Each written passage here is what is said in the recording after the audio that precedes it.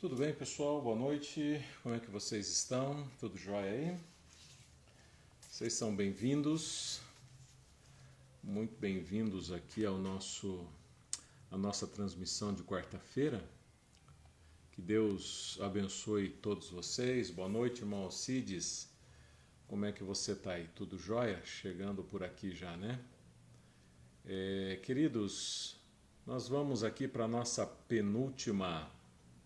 Oi, irmã Claudelice, tudo bem? Como é que tá? Tranquila aí? Tudo jóia? A senhora e a família reunida aí, né?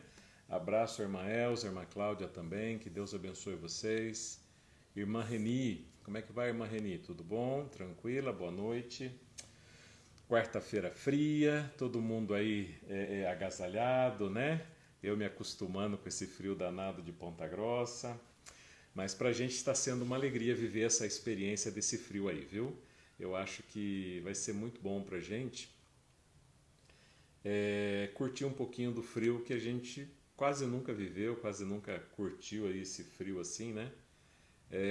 Esperamos aí que caia neve. Já disseram que caiu neve aqui, já disseram que viram neve, então que tal, né? A gente vê neve por aqui, né?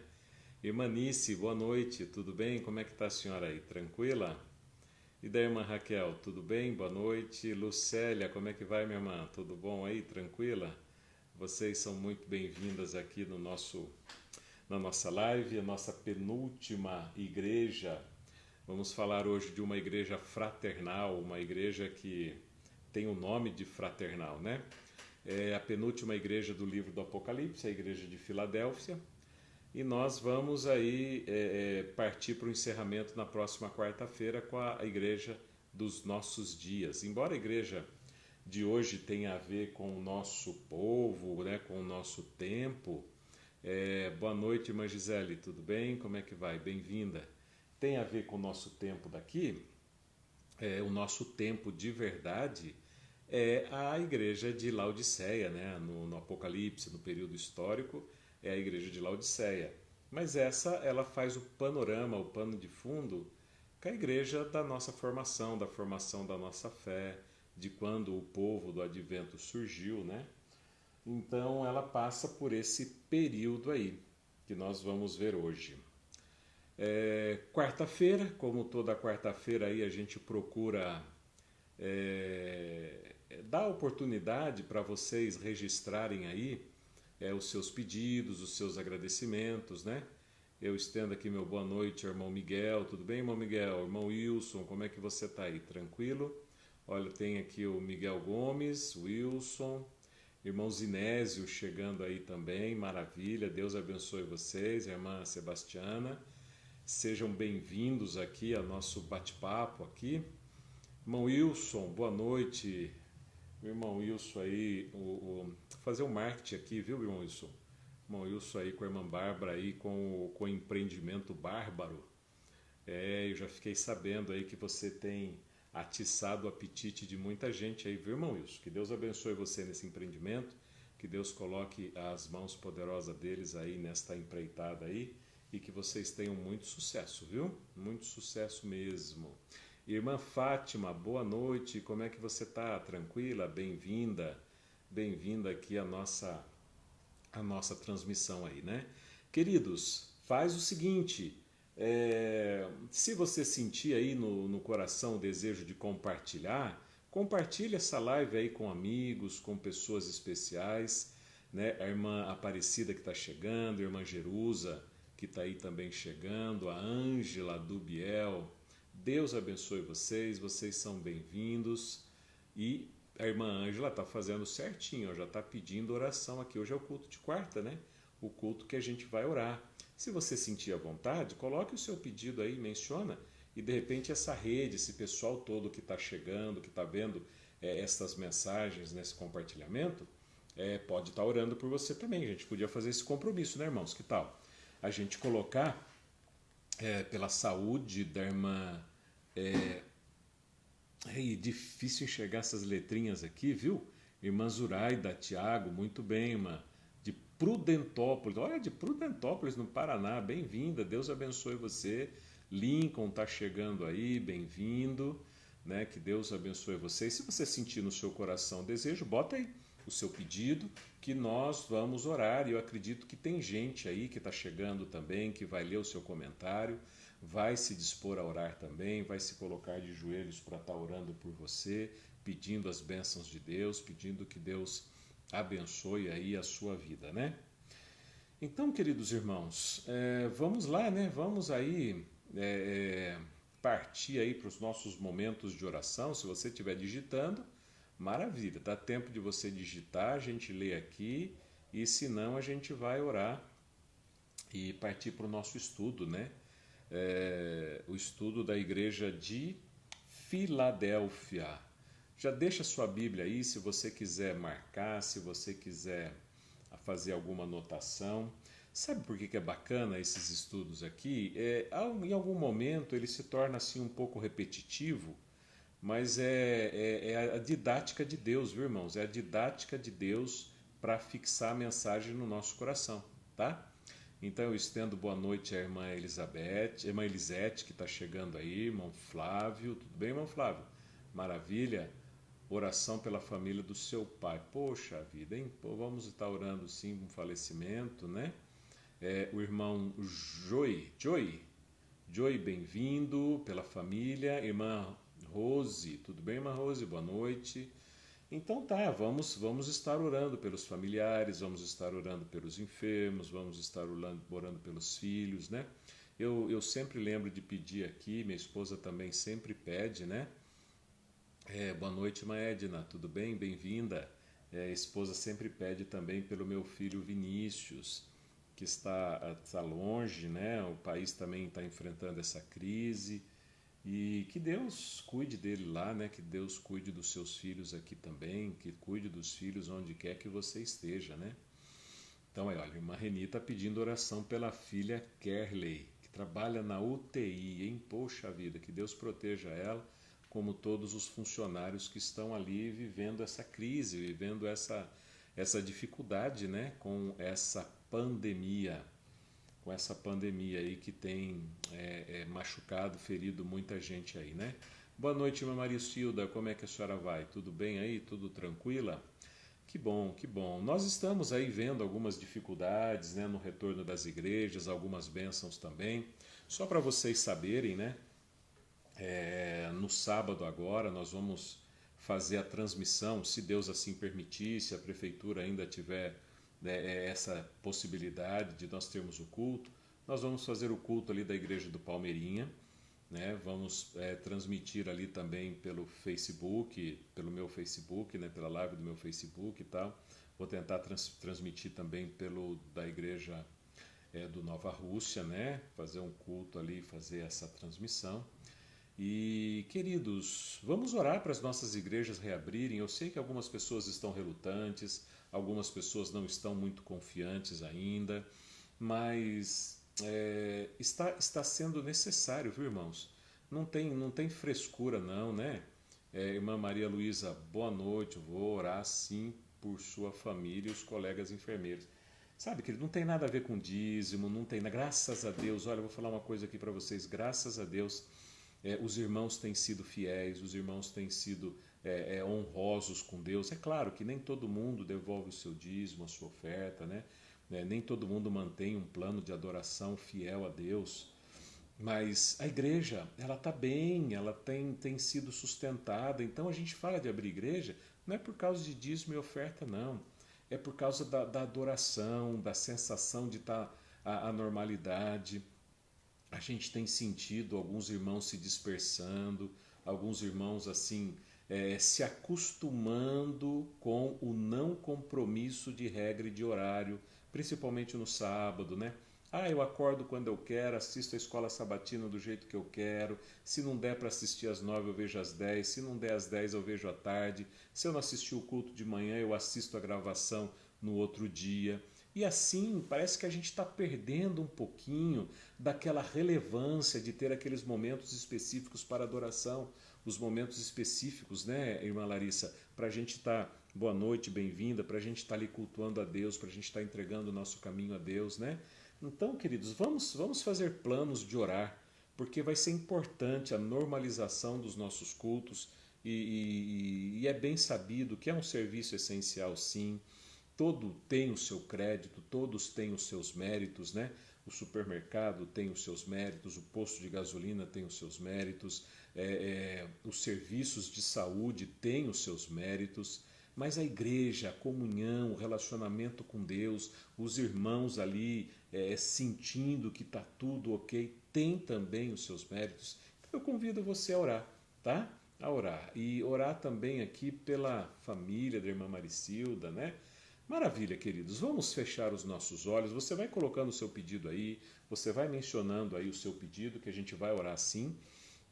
E logo depois que a gente encerrar essa live, eu também vou fazer uma oração e vou colocar cada pedido na mão de Deus, né? E aí a gente vai lembrando aí. Então eu peço por gentileza, compartilha com algum amigo seu essa live, compartilha aí com alguém que você acha que essa mensagem seria importante, de repente para algum irmão adventista que já está um pouquinho afastado da igreja, alguém que há muito tempo não tem estado mais na comunhão plena com Deus, né? Isso é importante, tá bom? Porque a mensagem de hoje é uma mensagem relevante para os dias atuais, principalmente para a nossa igreja. Porque a nossa igreja, queridos irmãos, eu vou falar aqui para vocês com muito carinho, eu queria assim ser cauteloso no que eu vou dizer, mas, e a gente vai orar já, né? Vou ser cauteloso. É muito perigoso quando a gente fala sobre igreja verdadeira e igreja falsa e tal, né? Mas vocês vão perceber, e nesse ou em outros estudos e tal, que a igreja adventista do sétimo dia, ela não é a igreja verdadeira, como se todas as outras fossem falsas. Aí fica uma pretensão, às vezes muito forte a gente falar isso, né?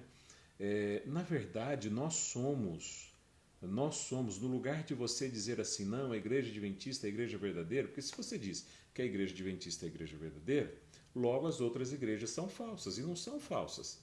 Cada igreja tem o seu papel, cada igreja tem as suas ovelhas de Cristo, tem um rebanho de Deus que serão despertados, que serão trabalhados, que serão ajuntados, né, dos quatro cantos da extremidade da terra no dia em que Cristo Jesus voltar, né?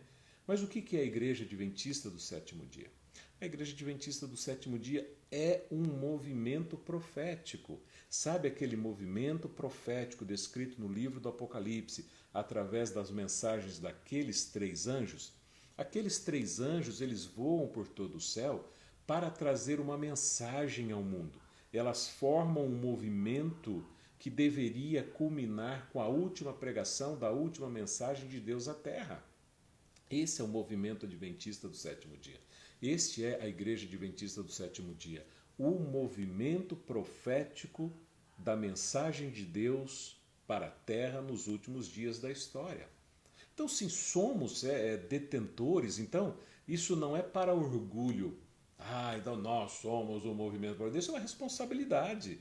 É uma tremenda responsabilidade, porque compete a você e a mim, mensageiros de Deus, trabalhar com esta mensagem nos últimos momentos da história, né? Então, antes de ser motivo de exaltação, é um motivo de reflexão da grande responsabilidade que é nós fazermos parte e ter o privilégio de fazer parte do movimento que Deus levantou através das três mensagens proféticas do livro do Apocalipse para uma mensagem de advertência ao mundo. E passa pela história do período de Filadélfia aqui. Vamos orar e vamos estudar a Bíblia? Feche os seus olhos aí.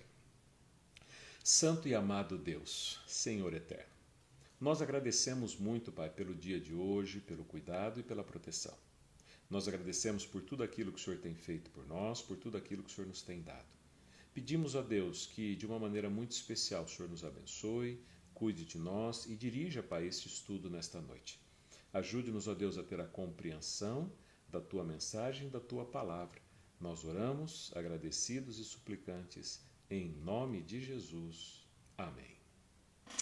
Muito bem, vamos lá então, pegar aqui a palavra de Deus no Evangelho de Apocalipse, no livro do Apocalipse, capítulo 3. Capítulo 3, vamos lá? no capítulo 3, do verso 7 em diante, nós encontramos a mensagem de Deus ali para a igreja do período de 1755 até 1844. Esse período é o período histórico que abrange a igreja do período histórico de Filadélfia. Então veja, a igreja de Filadélfia foi uma igreja real do primeiro século? Sim, foi uma igreja real, certo? E então esta igreja, ela recebeu esta mensagem de João, vinda de Deus. Só que esta mensagem também é referente ao período histórico referente à igreja de Filadélfia, que é de 1755 até o ano de 1844. É um ano muito importante para o movimento profético, para a igreja adventista do sétimo dia, essa data, ok? Faz parte de uma das doutrinas fundamentais da nossa igreja, a compreensão do que aconteceu em 1844. E quando nós olhamos para a palavra de Deus, a gente olha assim a mensagem de Deus chegando lá no verso 7, dizendo o seguinte: como sempre lhe disse para todas as igrejas, ao anjo da igreja que está em Filadélfia, escreve. Ok, então já falamos disso em todos os programas. Ao anjo, ao mensageiro de Deus que está em Filadélfia, é você. Não, pastor, mas eu não tenho liderança na igreja, eu sou novato, eu me batizei há pouco tempo. Não tem problema, é você. Não, mas é porque na verdade eu tenho muita ocupação. Você tem muita ocupação, o problema é seu também, né? Mas a mensagem é para você. Você é o anjo mensageiro que está recebendo esta mensagem de Deus para o período, né, da igreja de Filadélfia, para o período de hoje, que tem uma mensagem importante. Então essa mensagem é para você. E ele diz assim: isto diz o que é santo, o que é verdadeiro, o que tem a chave de Davi, o que abre e ninguém fecha, e fecha e ninguém abre. Bom, Deus ele começa falando aqui uma coisa que é interessante, né? Filadélfia, no passado, lá no primeiro século, era uma igreja que abrigava diversos deuses, panteões, adorações, diversidade de cultos para várias entidades que estavam ali naquela pequena Atenas, né? Uma cidade muito culta, muito numa cidade-chave, era conhecido como uma cidade-chave também, porque quem pretendia fazer negócio entre Ocidente e Oriente tinha que naquela época passar por Filadélfia. Ela era uma cidade muito bem posicionada, conhecida como a cidade-chave. E ali então, com muitos santos, Jesus ele se apresenta para esta igreja dizendo o seguinte: olha, disso diz aquele que é santo e que é verdadeiro. Ele está se apresentando como sendo a verdade. Mas por que ele se apresenta dizendo como aquilo que é verdadeiro, aquilo que é a verdade? A gente tem que lembrar que, por exemplo, é importante a mensagem verdadeira e a palavra verdade nesse contexto, porque o contexto da igreja de Filadélfia no tempo histórico, a verdade ela foi realmente relativizada. Porque pensa, a gente está em 1755 do período de 1844. Quando a gente chega lá por 1790, 89, 90, 92, nós temos o quê? A entronização, né, da deusa da razão. Nós temos ali General Ali Berthier, 1798, aprisionando o Papa, dando um fim ao período da supremacia papal, e a Revolução Francesa trazendo ali o endeusamento, o entronizamento da razão no lugar da fé. E ali toda forma de verdade passou a ser relativizada. Ou seja, a partir daquele momento até hoje, todo o conceito de verdade ele se tornou relativo.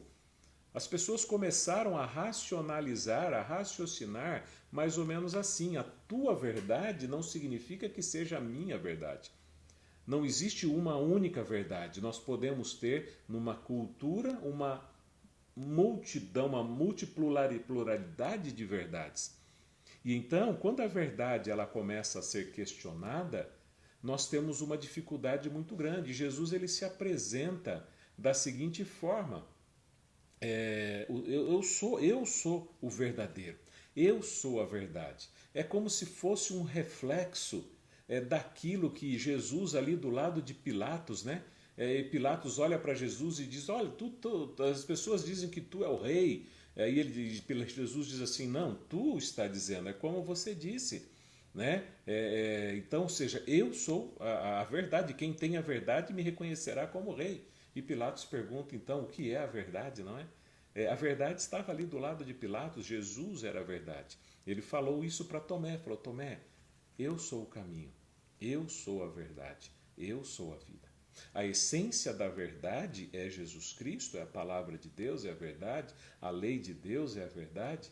Só que tudo isso passou a ser relativizado quando se entronizaram a razão no lugar da fé.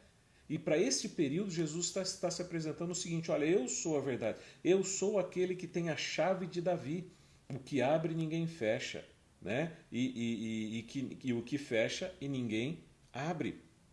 Quando nós olhamos para esse texto, quando nós começamos a pensar no que Jesus estava falando a respeito da verdade, a gente tem que lembrar da referência do que Jesus está falando.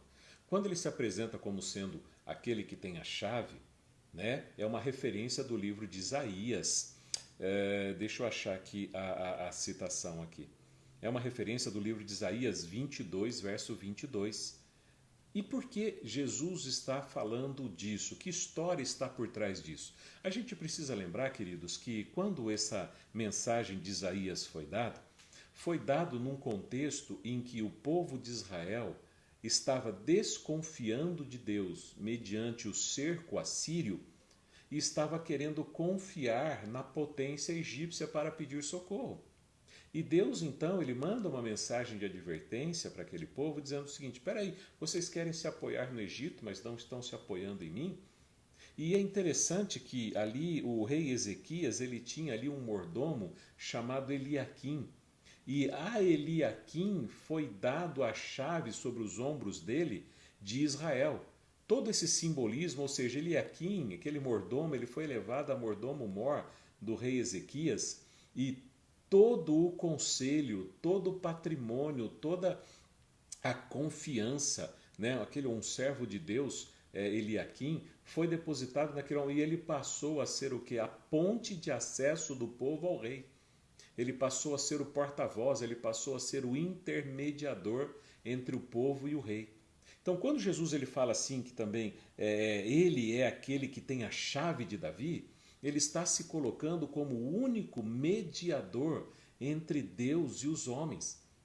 Assim como as pessoas para chegarem no rei Ezequias naquele tempo tinha que passar por Eliaquim, senão não chegava ao rei, Jesus está dizendo o seguinte: lembra aquela referência que ele disse a Tomé? Ninguém vem ao Pai senão por mim. Todo acesso ao Pai teria que passar por Cristo Jesus. Não por santos, não por entidades, não por intercessores, não por pessoas que se colocam como intercessores, intermediadores de Deus e o homem. Jesus ele está se posicionando aqui: olha, eu sou o único caminho, eu sou a verdade, eu tenho a chave que quando eu abro alguma coisa, ninguém fecha, e quando eu fecho também ninguém abre.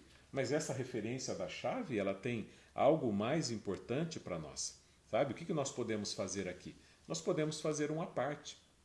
Nós podemos fazer uma parte. Esse texto permite uma apresentação homilética, uma apresentação figurada, uma apresentação poética para a nossa vida? Permite sim. Nós podemos muito bem dizer o seguinte: querido, tem uma porta fechada diante de você? Não se preocupe, porque Jesus ele é a chave. Ele tem a chave para abrir qualquer porta. E se uma porta for fechada, ninguém vai conseguir abrir. Isso é bonito também, isso daqui tem uma licença poética nesse texto para a gente aplicar, mas é sobre isso que Jesus está falando? Não, não é exatamente sobre isso que ele está falando quando ele diz que ele tem a chave de Davi. Vamos lembrar do período que nós estamos vivendo e vamos entender melhor isso daí, né?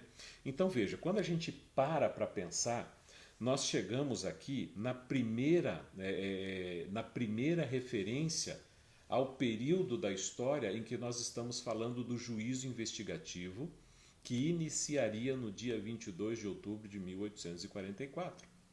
Se a gente for parar, a gente pensa o seguinte, a porta do compartimento santo, ela ficava aberta o ano inteiro.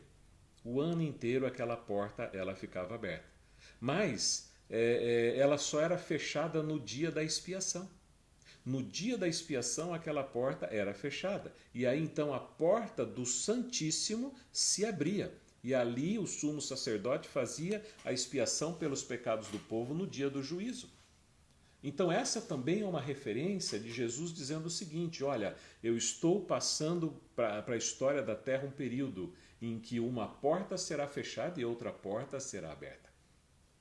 É um momento significativo para a história da Igreja, do mundo, para a humanidade toda, porque a primeira fase do ministério celestial de Jesus havia sido concluída.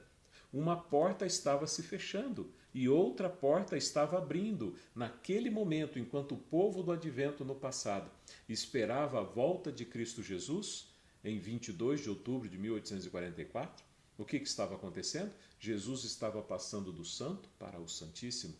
Estava o momento de fechar a porta do santo e abrir a porta do santíssimo, e aquela porta que ele abriu, ninguém conseguiria fechar senão ele mesmo, no tempo e na data específico. Então veja, queridos, a porta aberta. Enquanto Jesus estiver ministrando em nosso favor no santuário celestial, a porta estará sempre aberta. O que nós poderíamos usar de ilustração para essa questão da porta? Você já ouviu aquela expressão que não está na Bíblia? Você pode procurar a Bíblia aí de capa a capa. O fechamento da porta da graça. Não está. Isso é uma inferência que a gente faz, por quê? Porque Jesus estando ali ministrando no Santíssimo, a porta da graça, o tempo de salvação, a oportunidade de aceitação, o acesso ao Pai está aberto.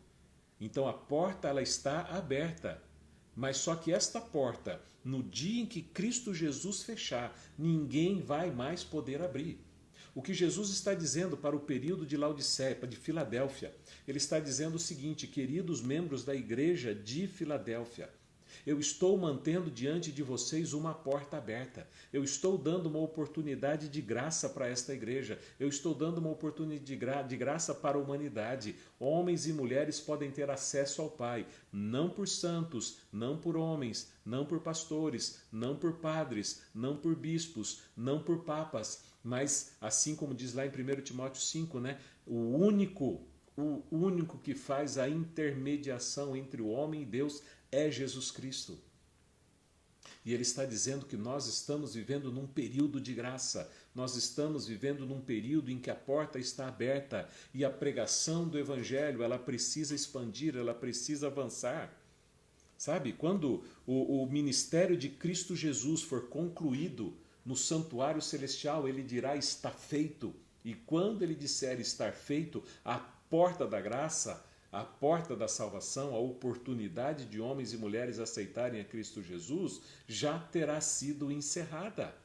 Não haverá mais oportunidade para ninguém. E Apocalipse 22:11 tem um texto que diz exatamente isso. Diz assim, quem é injusto, faça injustiça ainda.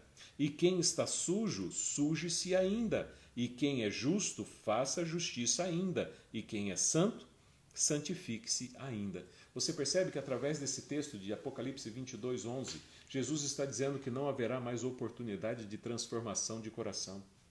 Nós estamos avançando nesse período da história, mas estamos vivendo a essência da pregação evangélica, da salvação pela graça de Cristo, a atuação do Espírito Santo na humanidade.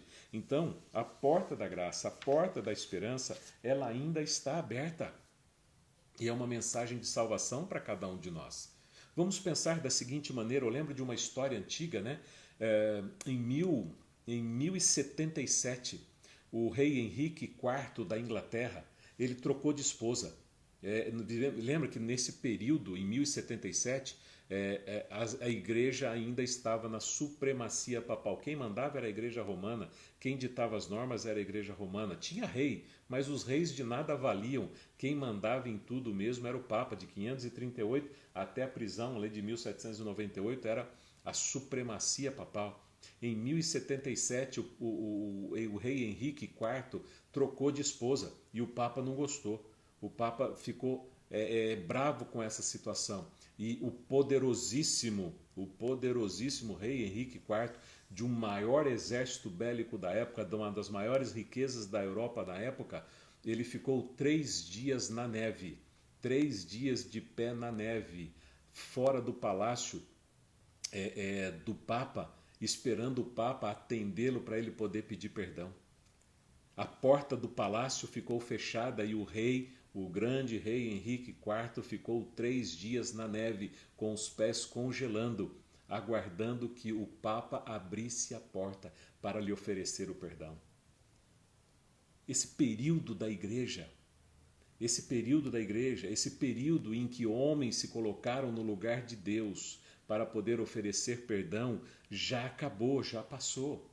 Jesus está dizendo aqui agora, queridos filhos, a porta estará aberta sempre para você. Vinde a mim todos os que estão cansados e sobrecarregados, que eu vos aliviarei. Não há nenhum que Jesus diga não.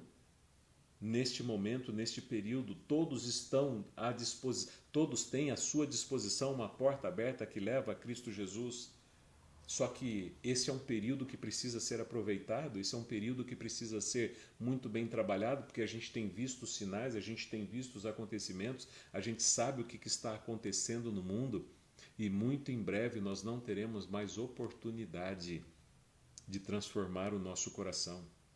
Quando nós olhamos para essa expressão de entender que a porta, né? Veja o verso 8, vamos para o verso 8 aqui, ele diz assim, é um elogio, ele faz um elogio para a igreja. Essa igreja de Filadélfia não tem repreensão, mas ela tem um elogio, veja só, conheço as tuas obras, eis que diante de ti pus uma porta aberta e ninguém pode fechar, porque tendo pouca força, guardaste a minha palavra e não negaste o meu nome. Deus está dizendo para que Ele tem diante de nós uma porta que está aberta. E uma porta que ninguém, homem nenhum, lei nenhuma pode fechar. O acesso a Ele está garantido. O acesso a Ele está garantido e é de graça. E é de graça, sem custo algum. Quando nós olhamos aqui para o período histórico de Filadélfia, nós podemos entender que esta porta aberta, ela também foi uma porta diferente daquilo que a igreja anterior havia vivido no passado. Porque pensa comigo, a igreja no período de Sardes, ela reformou, ela foi o período da reforma protestante, mas esta reforma ela não avançou.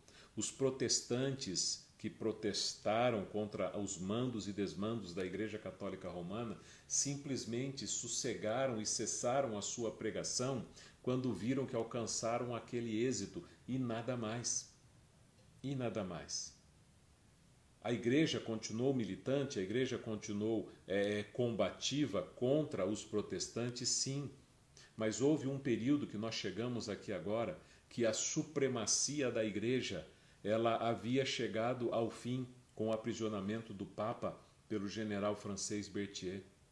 A França havia entronizado a deusa da razão e lançou moda para o mundo, em que, na verdade, a fé, a religião e a espiritualidade deveria ser deixado de lado. Mas Deus manteria uma porta aberta para as maiores cruzadas que puderam existir ao redor do mundo. As maiores cruzadas evangelísticas ao redor do planeta Terra aconteceram neste período. Os grandes movimentos de reavivamento espiritual aconteceram e pipocaram ao redor do mundo todo, levando um evangelho que a reforma não tinha levado, levando uma proposta de salvação que a reforma tinha parado. Abriram-se portas do mundo todo para uma mensagem que foi impressionante. Mensagens na Índia, mensagens nas regiões que hoje são a União Soviética, mensagens na América, mensagens se você pega, por exemplo, o livro do Grande Conflito, e ver as mensagens referentes aos grandes reavivamentos, foi algo impressionante.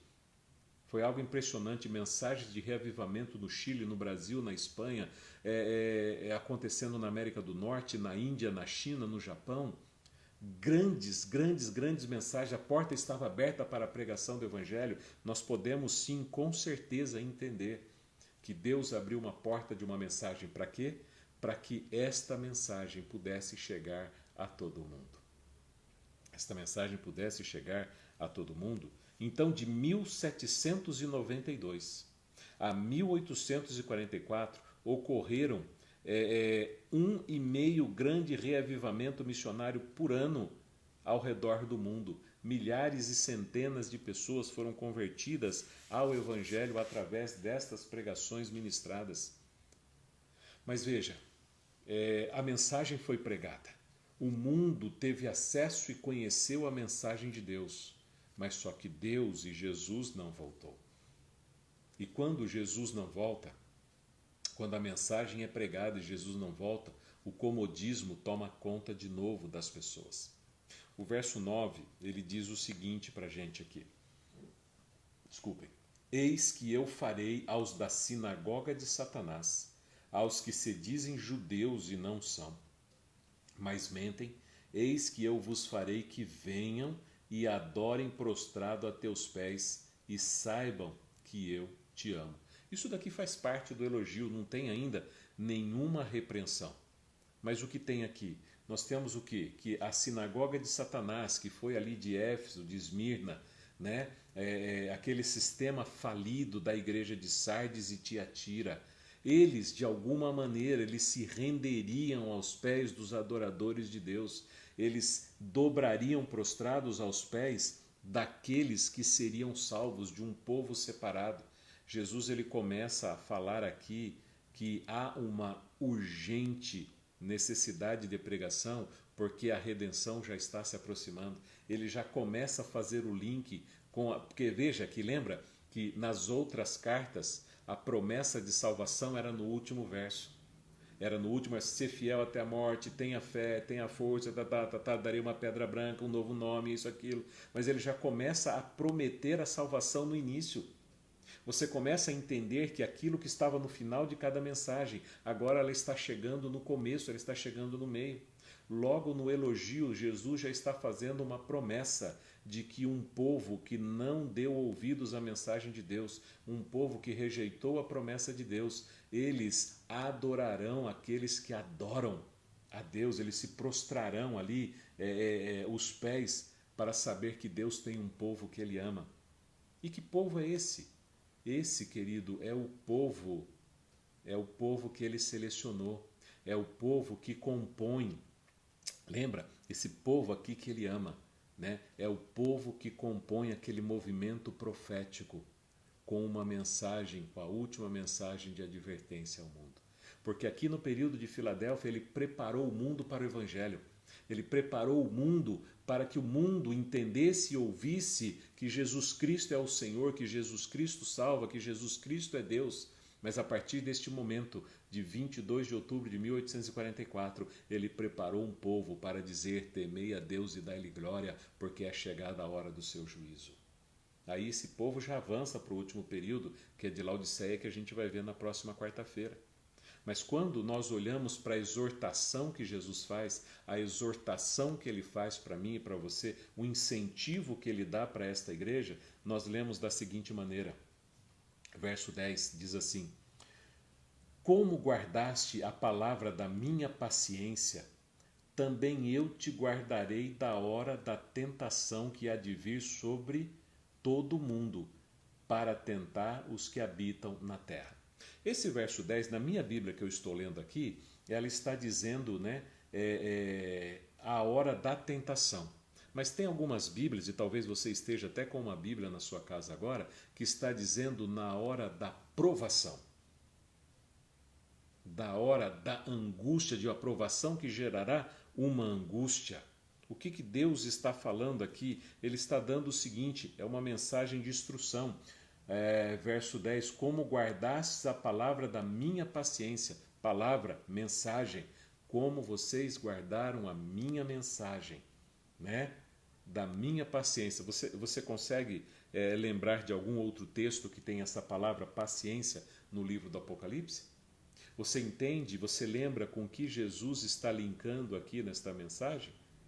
Ele está linkando com a mensagem do Apocalipse capítulo 14, verso 12, que diz assim, né? Aqui está o quê? A paciência dos santos. Lembra desta mensagem? Né? Aqui está a perseverança, a paciência dos santos, né? Aqueles que guardaram os mandamentos de Deus e o testemunho de Jesus Cristo. Porque Jesus, ele diz, aqui está a perseverança, a paciência dos santos. Por que ele diz isso? Porque aquele era o povo que havia vencido a besta e as obras da besta. Eles haviam perseverado, eles haviam avançado, eles haviam guardado os mandamentos de Deus, eles haviam se firmado no testemunho de Jesus e agora eles estavam sendo salvos porque foram vitoriosos em relação à obra da besta, à obra do engano. É o que Jesus está dizendo, ele está preparando, é um povo, o povo é o mesmo. Ele está fazendo uma referência ao mesmo povo. Agora, o período aqui ele começa a se misturar. É claro, porque nesse período tem, quando eu digo que o povo é o mesmo, não estou dizendo que as mesmas pessoas estariam vivas no mesmo período. Eu estou dizendo o mesmo povo. Eu estou dizendo que este povo que está aqui agora, no final desta mensagem, é aquele povo lá que iniciou o movimento que nós fazemos parte, do povo que somos hoje, do povo que você faz parte. Né? Então ele está dizendo o seguinte, como guardaste as palavras da minha paciência, também eu te guardarei da hora da tentação. Ele está prometendo proteção na tribulação. Mas que tribulação seria essa? Que provação seria essa? Algumas Bíblias dizem tentação, mas a gente pode entender como tribulação, sim. A proteção na tribulação, sabe? Lembre que as cartas das igrejas falam de 3 tribulações diferentes. São basicamente 3 tribulações. Esmirna, que tem uma tribulação de 10 dias, que foi do ano 303 ao ano 313, o pior período e o mais atroz período de perseguição que a igreja enfrentou no passado. Tem o período de tribulação e perseguição de Tiatira, né? Um período extremamente angustioso para a igreja do passado, de 538 até 1798, que foi a supremacia papal, né? E a terceira tribulação, que é essa tribulação aqui agora que ele está falando. Que tribulação é essa? É a última tribulação que virá na história da humanidade. É a última tribulação conhecida por alguns estudiosos da Bíblia como o grande tempo da angústia de Jacó. É o tempo em que os homens sofrerão novamente perseguições, que novamente nossas igrejas serão fechadas, que novamente os cristãos voltarão a ser perseguidos, que novamente perderão a liberdade religiosa, e misturado todo esse contexto de perseguição, de dureza do coração dos homens quanto à religião, ainda haverá o questionamento no coração humano, a preocupação com relação a estar ou não estar salvo. Você percebe? Mas Jesus ele está dando aqui uma dica preciosa. Ele está dizendo, olha, como vocês guardaram a palavra da minha paciência, como vocês guardaram a mensagem que eu dei para vocês, como vocês foram fiéis àquilo que está na palavra de Deus, na Bíblia, eu guardarei vocês na hora da provação que há de vir sobre todo o mundo. É uma provação que vai vir sobre todo o mundo. Não é uma provação isolada com um problema no emprego que a gente tem hoje ou não. Não é uma provação isolada que a gente tem quando um ente querido fica doente. Não é uma provação isolada quando a gente está passando por uma dificuldade aqui ou ali. É uma provação que virá sobre todo mundo. Esse é uma mensagem de advertência para a igreja ao redor do mundo. É uma mensagem de preparação para homens e mulheres que estão vivendo nos últimos dias da história da Terra. E por que Deus dá esta mensagem? Primeiro, ele está dizendo o seguinte: olha, vocês vão passar por uma grande provação. Mas fiquem tranquilos, porque se vocês forem fiéis a mim, ele está dizendo aqui, como guardaste a minha palavra da minha paciência, eu também te guardarei. Eu também te guardarei, né? Que vai vir sobre todos os habitantes na terra. Então ele ali no verso 11, ele diz o seguinte, né? E eis que venho sem demora. Eis que venho sem demora.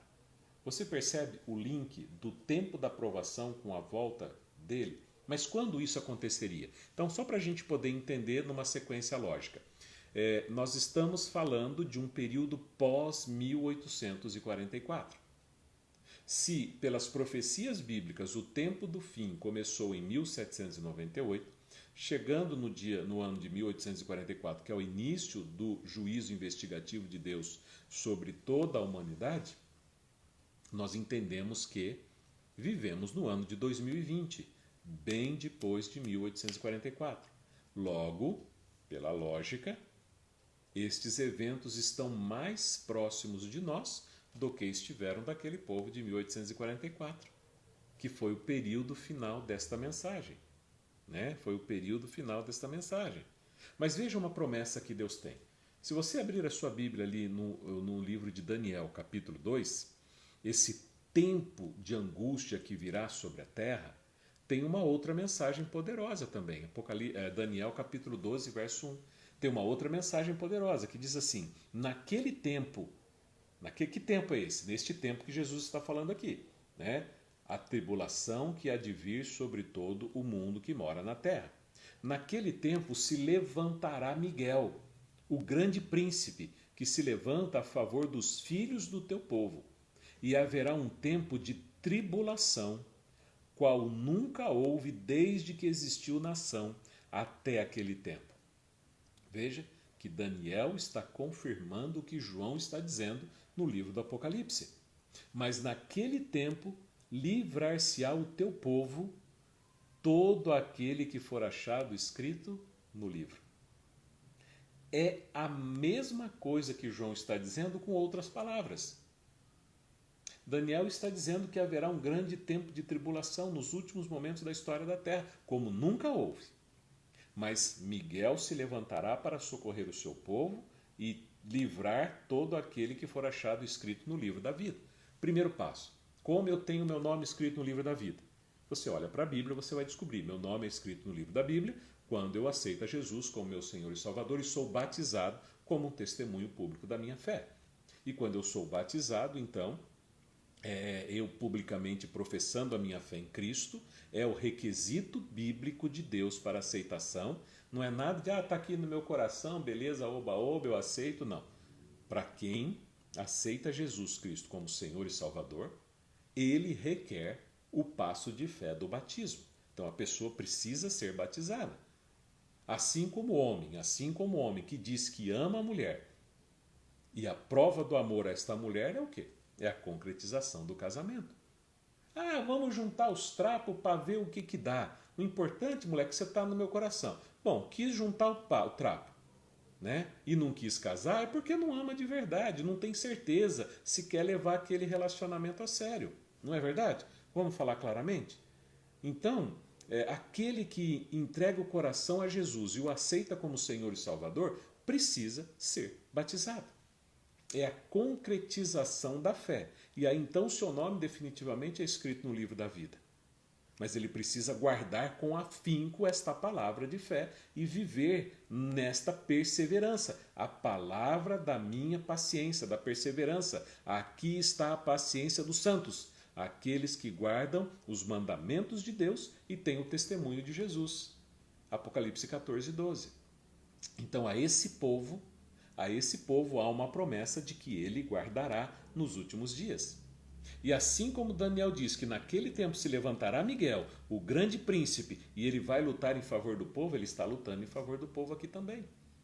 Nós não precisamos temer esse grande momento de angústia que virá sobre a terra, a não ser que eu não esteja preparado. A não ser que a minha religião seja uma religião relativista. Então, se eu sou relativamente religioso, se eu relativamente sou um cristão, se eu sou um adventista relativista, a minha fé relativamente não é forte, eu relativamente estou salvo, significa que relativamente eu também estou perdido, e o relativismo religioso vai impedir as pessoas de ser protegidos neste momento. Vai impedir as pessoas de ter o que? Uma proteção divina. Porque este é o momento em que a porta da graça está aberta para você ter acesso ao Pai. Este é o momento em que a porta está aberta para a pregação do Evangelho. Este é o momento que a porta está aberta e Jesus mantém esta porta aberta para que o anjo que está na igreja de Filadélfia saia e pregue a todo mundo, a toda geração, dizendo: temei a Deus e dai-lhe glória, pois é chegada a hora do juízo. E aí a gente linka lá de novo no começo. Lembra-te de onde tu caístes e arrepende, porque você abandonou o primeiro amor. E é especificamente abandonar o primeiro amor é você deixar a ênfase da pregação do Evangelho de Cristo Jesus. Lembra disso. Toda a mensagem ela está linkada uma com a outra. Toda a mensagem ela tem uma correlação. Não é repetição por repetição. É a gente poder dizer o seguinte: nós estamos recebendo uma orientação didática, lógica de Deus, pedagógica de Deus. O que Deus está fazendo para a igreja dele nos últimos dias? Ele está fazendo flanelógrafo. Sabe? Você já ensinou alguém por flanelógrafo? Você já ensinou alguém fazendo massinha? Você já pegou na mão de alguém para ensinar a escrever? É o que Deus está falando para a gente. As 7 mensagens para as igrejas do livro do Apocalipse é Deus fazendo massinha para você e para mim. É Deus fazendo uma ilustração pedagógica repetitiva, para que eu e você entendamos esta mensagem e esta mensagem seja guardada no nosso coração. E que a gente consiga, pelo flanelógrafo divino, pela massinha de Deus, entender o que Ele espera de mim e de você. E o que nós devemos fazer para poder cumprir com a sua missão nesta terra. Então a mensagem é assim, né? É assim. Tem um texto aqui que diz o seguinte: mensagem matinal, olhando para o alto, na página 131. Diz assim: o Senhor Jesus Cristo angustia-se porque os seus discípulos devam passar por várias aflições no mundo. Ele os prepara para esse tempo de prova, de grande tentação para abandonar a fé, apresentando-lhes a parte esperançosa do futuro. Provação e tribulação, você e eu nós teremos, mas Jesus ele está preocupado, Jesus entristece-se por aquilo que nós vamos passar, mas ele garante que isto faz parte para que a gente trabalhe o nosso futuro. Deus orienta cada um de nós em nossas tribulações diárias para que tenhamos sabedoria para suportá-las. Se nós aprendermos a suportar com Cristo, nós estaremos preparados para a crise final que há de vir sobre a terra. E logo depois, querido irmão, logo depois que esta fase passar, olha a promessa no verso 11. Eis que venho sem demora. Guarda o que tem, para que ninguém tome a tua coroa. Guarda o que tem. Sabe, Jesus? Sabe? Os cristãos ali do período de Filadélfia, eles aguardavam Jesus em 1844, no seu tempo, mas Jesus não veio. Muitos ficaram desapontados com isso, muitos abandonaram a fé, outros permaneceram fiéis e outros enlouqueceram. Mas existe uma diferença entre aqueles que permaneceram fiéis e aqueles que abandonaram a fé, aqueles que descambaram por doutrinas espúrias. O que Jesus está querendo dizer aqui é o seguinte: não importa quanto tempo você acha que eu estou demorando, eis que venho sem demora. Cuidado para não ser pego de surpresa. Isso já é inferência dos evangelhos de Jesus. Ele está dizendo: eis que venho sem demora. Guarde o que tens. para que ninguém tome a tua coroa. Lembra que na outra carta a gente falou da palavra guarde, segure com afinco, é a palavra krateo, né? Segure com afinco. Segure para valer, meu irmão. Segure para valer, porque a promessa de Deus ela é fiel e verdadeira e ela vai se concretizar. Quando? Eu não sei. Talvez demore até mais do que a gente está pensando. Ou talvez seja muito mais rápido do que nós esperamos. Mas enfim, se tardar, espera. Mas se não tardar, esteja preparado, que tenha azeite na tua lâmpada, que tenha azeite na tua luminária, que você saiba identificar o período que nós estamos vivendo. Sabe, Jesus ele tem uma promessa para você, verso 12, para a gente poder encerrar. Ele está dizendo o seguinte: a quem vencer, eu o farei coluna no templo de meu Deus, e dele nunca sairá. E escreverei sobre ele o nome do meu Deus e o nome da cidade de meu Deus, a nova Jerusalém que desce do céu, do meu Deus e também o meu novo nome. Essa promessa que Jesus está falando, que está fazendo aqui, é mais ou menos como, por exemplo, né, cada uma das portas do templo do antigo Israel tinha um nome, né? E cada uma daquelas colunas era uma coluna que fazia uma referência aos 12 homens pilares das tribos de Israel. Lembra dessa história? A gente às vezes usa essa expressão nos dias de hoje, né? Olha, a dona Filozinha era uma coluna da nossa igreja. Aquela mulher de oração, aquela mulher bondosa que estava em todos os cultos. A gente já usou essa referência várias vezes. Às vezes nós colocamos homens e mulheres como colunas da igreja. Nossa, aquele é uma coluna da igreja, e ele ora, e ele prega, e ele tal, e tal, e tal. Jesus está dizendo o seguinte, querido, olha, aquele que vencer, eu farei coluna no templo do meu Deus.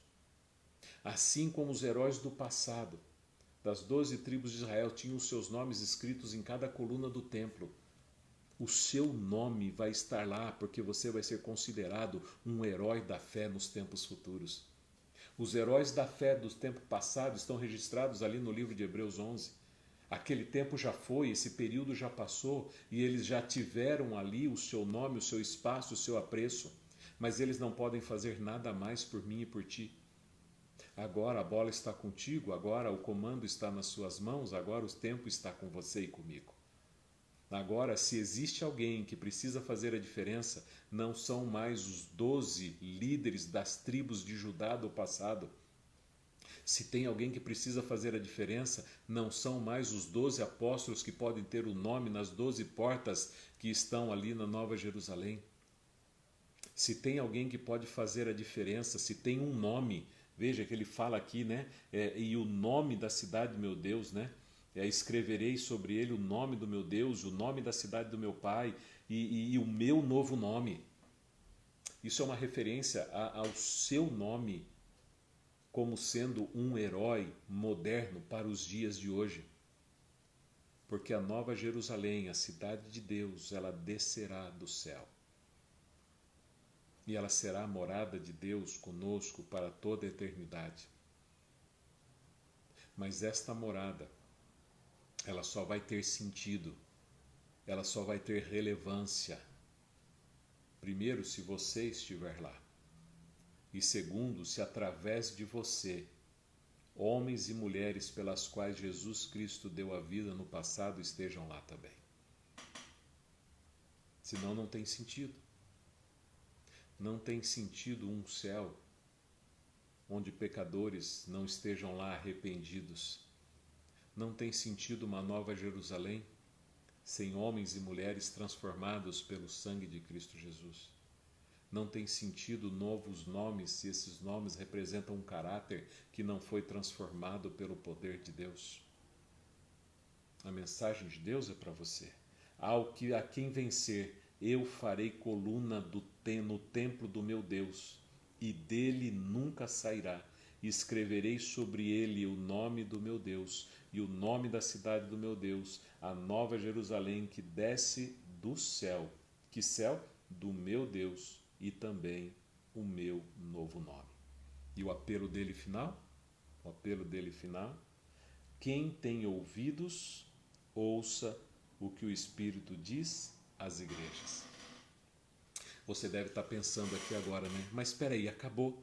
O último verso da carta da igreja de Filadélfia terminou. Mas parece que está sem sentido. Parece que está faltando alguma coisa nesta mensagem. Parece que não concluiu bem, pastor, essa mensagem. É claro que ela não concluiu. Você percebeu que esse é o menor período histórico de todas as igrejas? Você reparou que ali é um período assim muito curto, não o menor, mas um dos menores períodos históricos? E eles estão muito ligados com a nossa história, com a nossa herança? Foi aqui que o movimento do advento começou. Foi aqui que homens e mulheres de várias denominações religiosas se uniram para num movimento espiritual e de reavivamento que varreu toda a América do Norte, alguns países da Ásia e da Europa também, com a mensagem do advento, da vinda de Cristo Jesus, porque a porta estava aberta para a mensagem ser pregada. Esse povo não encerrou.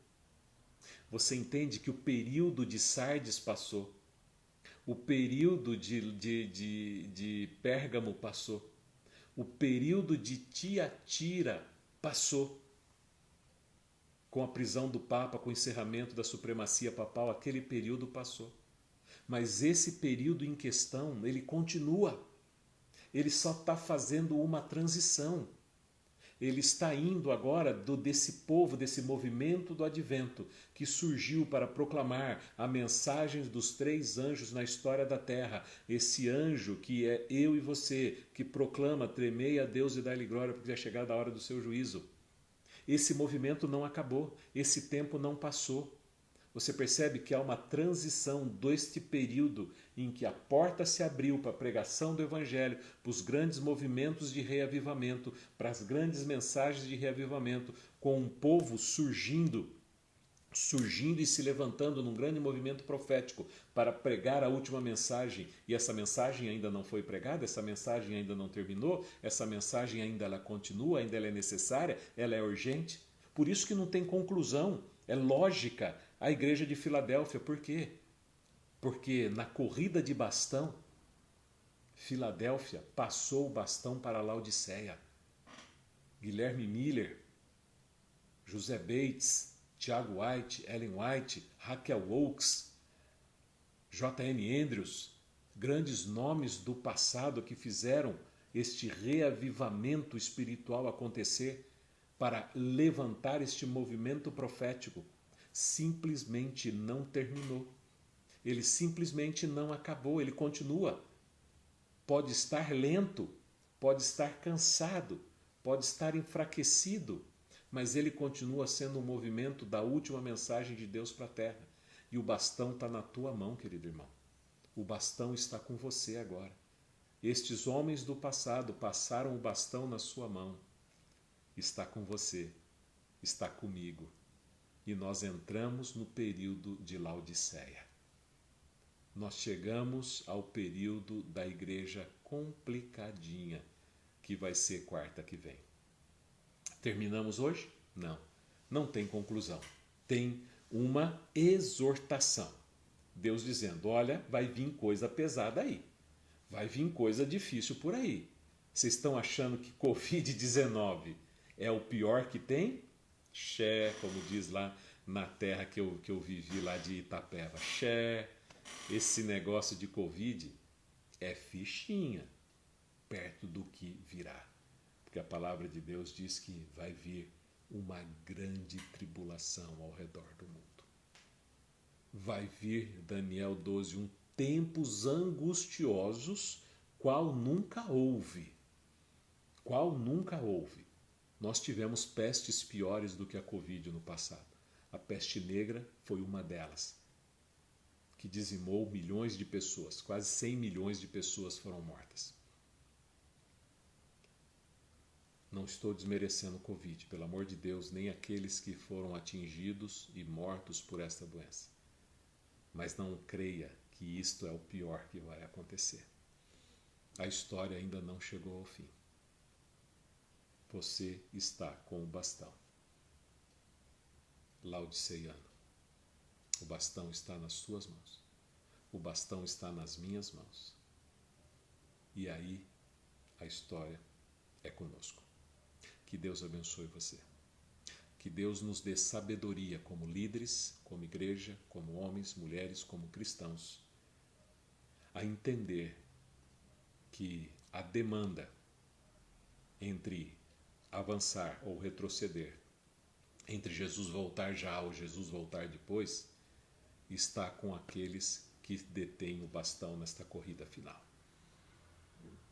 Nós vamos chegar lá. Nós podemos chegar mais rápido ou podemos chegar mais devagar. Poderíamos, quem sabe, quebrar o recorde mundial desta corrida de bastão e pregar numa velocidade tremenda, que quanto menos nos esperar, Jesus estaria voltando nas nuvens do céu. Ou a gente pode continuar correndo. Pega o bastão, sabe? Nem frio nem quente, né? Meio Zeca Pagodinho, deixa a vida me levar, a vida leva eu.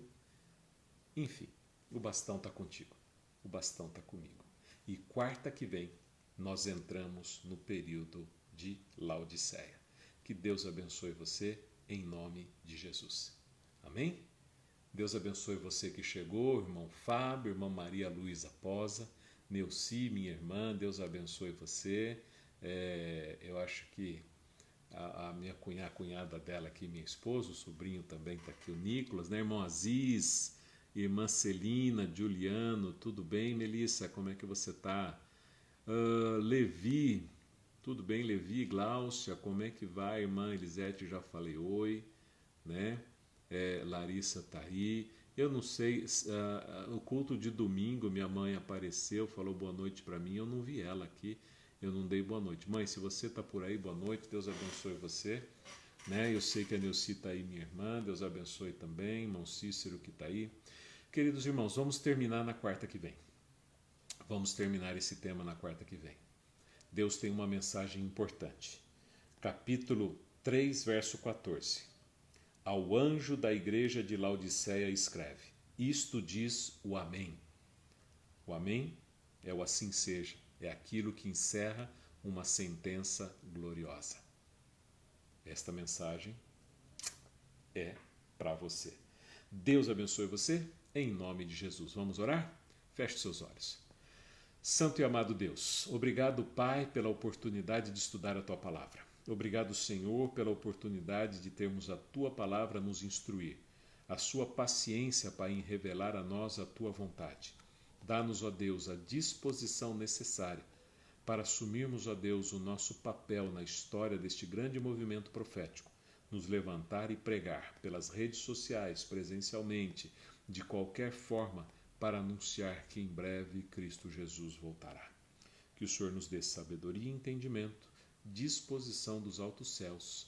Em nome de Jesus nós oramos. Amém. Amém? Muito bem, gente. Deus abençoe você, irmão Fábio, chegando por aí também, né? Deus abençoe você. Que a tua semana, o teu restante de semana seja abençoado em nome de Jesus, tá bom? Então, domingo nós estamos aí, sábado. Então, enquanto você vai saindo, eu vou fazendo propaganda, tá bom? Mas já encerrou aqui o programa aqui. Agora é só marketing só. Então, sábado nós vamos pregar ali direto da igreja do Palmeirinha. Vamos abrir a igreja, teremos ali algumas pessoas com todo o critério, com todo o cuidado, com todo o atendimento às normas ali de higiene, né? De controle sanitário. E nós vamos tentar transmitir dali com 3G, 4G, não sei o que vai pegar ali. Esperamos que você consiga assistir através da transmissão ali do nosso celular o culto. Esperamos que corra tudo bem, tá bom? No domingo, nós terminamos aquele assunto dos homens que morrerão 3 vezes. Né? Nós vamos dar uma sequência no estado do homem na morte. E quarta que vem encerramos esta sequência falando da igreja de Laodiceia. E eu espero em Deus que através da próxima quarta-feira, terminando, né, Laodiceia, na outra que vai vir depois, a gente já esteja pregando das nossas igrejas aqui na cidade de Ponta Grossa, tá bom? Pouquinha gente, todo mundo com luva, todo mundo com máscara, com luva, os seus cuidados ali, e mais assim a gente podendo se ver, estando ali presencialmente com a nossa comunidade, tá bom? E cada igreja que eu tiver na quarta-feira, a gente tenta transmitir pelo 3G aqui, né? Vamos ver se vai pegar esse danado, se vai funcionar, se não vai travar. Hoje não travou nada, hoje o que travou foi o YouTube. Tentei transmitir pelo YouTube, não deu certo, o negócio encrencou aqui, isso porque estava tudo certo às 6 horas da tarde, né? Impressionante essas coisas, né? Então eu estou aqui com a página do Nova Rússia, Facebook do Nova Rússia, e aqui a minha página pessoal também do Facebook, tá bom?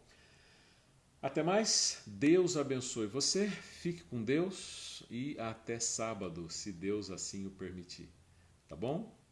Orem pelas nossas igrejas aí, vamos orar para que tudo corra bem, para essa pandemia vá embora e a gente volte a abrir as igrejas para poder ali se ver, se abraçar e adorar a Deus em comunidade, tá bom? Ó, Cis, vai pegar sim o 3 mais, espera. Aqui também sempre pega, só que tem hora que enrosca, viu? É impressionante esse negócio aqui. E essa internet fixa aqui, às vezes dá certo, às vezes não dá certo. Vamos orar, viu, irmão Cid, para dar certo o 3G lá, viu? A gente testou aquele dia lá, deu certo. Tá bom? Grande abraço, gente. Eu posso concluir aqui? Eu vou concluir aqui, tá bom? Não fica triste não de eu estar encerrando aqui com você, tá bom? Deixa eu ver aqui quem deu tchau. Ah, maravilha, maravilha. Um abraço, povo. Deus abençoe vocês aí. Aí eu vou concluir aqui também. Concluir na minha página pessoal aqui. Deixa eu só salvar isso daqui. Eu acho que deu certo. Deu certo. Muito bem. Tá bom, gente? Um abraço. Fica com Deus. Tchau, tchau. Tô concluindo aqui.